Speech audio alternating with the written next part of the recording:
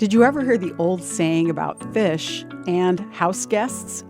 Both should be thrown out after 3 days. I'm Bonnie Sala with Reset.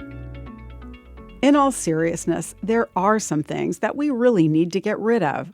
They're not in our homes, but in our heads. I'm talking about some of our thoughts. Our thought patterns determine our behavior and often make us miserable. The Bible has a lot to say about the way we think. For the follower of Jesus, much of which we ruminate on day and night comes from our old sinful tendencies. There's a process of learning to live in the new reality of truth that we learn from Jesus. Even if you have a knowledge of Scripture, this doesn't necessarily mean you think the way Jesus thinks. One type of thoughts that don't come from God are anxious thoughts. We're told in Scripture not to worry about anything, and maybe you've already heard that.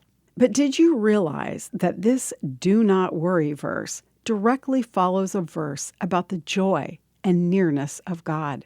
Anxious thoughts are quenched by remembering the nearness and goodness of God, and then by telling Him what I need. What's rolling around in your mind today?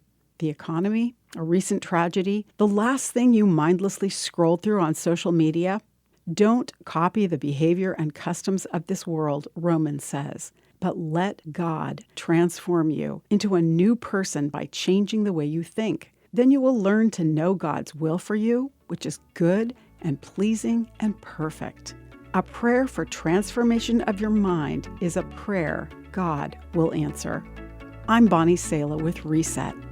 To hear this again, read or share this, or to find more resources like this, visit guidelines.org.